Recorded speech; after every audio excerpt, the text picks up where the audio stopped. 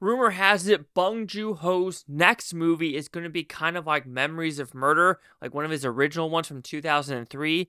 And all I can say is, thank God.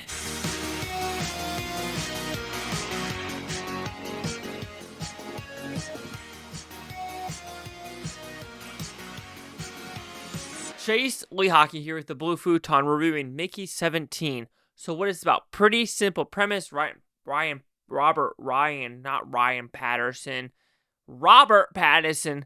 Chase Lee Hockey here with the Blue Futon reviewing Mickey 17. What's about? Pretty simple premise. Mickey, aka Robert Pattinson, is on Earth. He applies to be expendable. So now he's basically in Earth for 4 years until he gets to this planet. And when he gets to the planet, that's when his expendable job comes into play.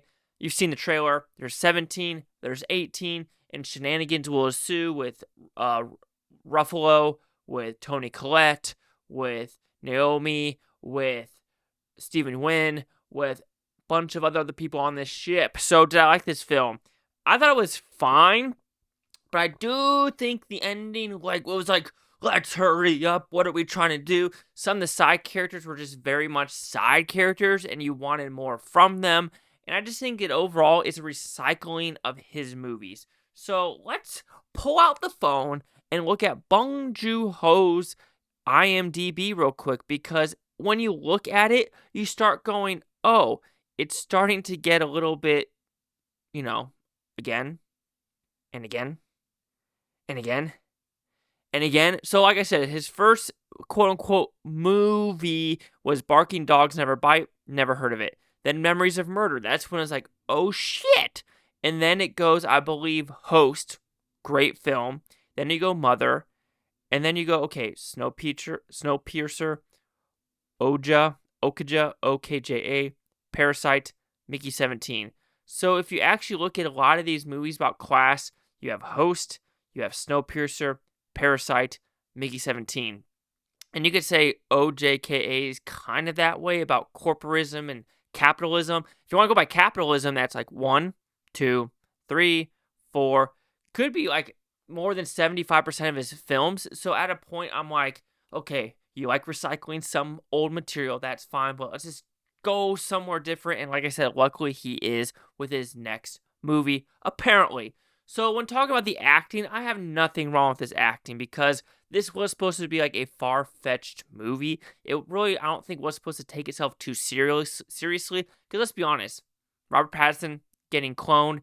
The reason he's getting cloned because something happened on Earth about macarons instead of burgers. So it's like things, it's not supposed to be like, it's satirical. Let's be honest. This is not supposed to be taken seriously, especially with Mark Ruffalo's character, Toni Collette's character, talk about sauce and weird stuff.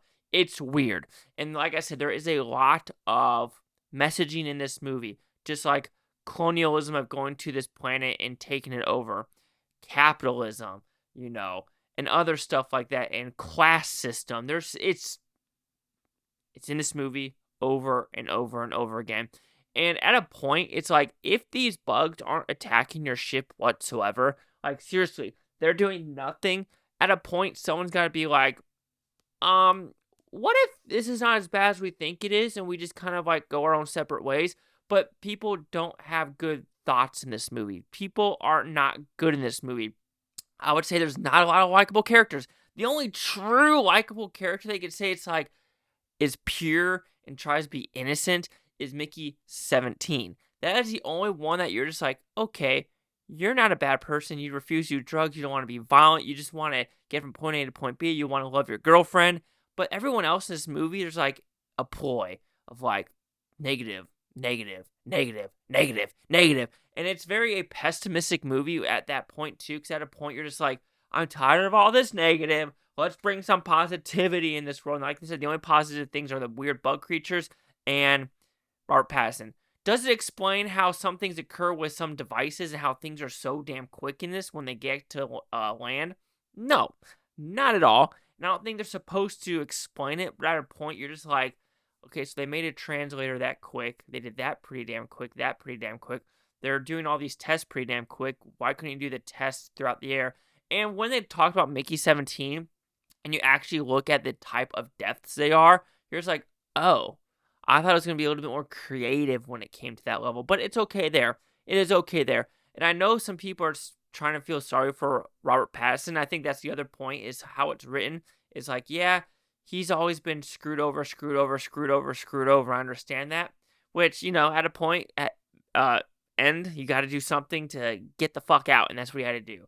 Okay, so like I said, even though it's something I'm dogging this movie, I was entertained throughout the movie, like, oh, what's going to happen next? What's going to happen next? Even though you kind of know what's going to happen next, the trailer does, like, push itself to be, like, oh, you actually know what's going to happen here, here, here. It's very predictable, and it's nothing like, oh, shit. Like, I feel like the oh, shit factor really occurred with, like, Snowpiercer, where it was, like, actually, like, oh, okay, this is a little bit, like, crazy when it comes to here. Here, it is pretty conventional when it comes to the beats of the play.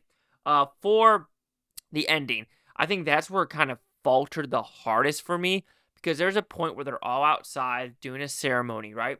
Cool. But then it goes to like something different about, I'm not going to spoil it, but then it's like an extra 10, 12 minutes, it felt like it, of something that did not need to be added to the movie, like whatsoever.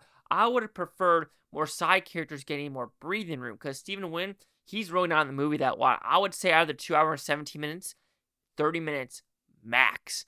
Like, I would wish I got a little bit more of his character. Maybe just a little bit some more of the scientists or the people that are going to try to help Mickey at the end of like, oh, how did they come to fruition of why are they actually doing this at the end?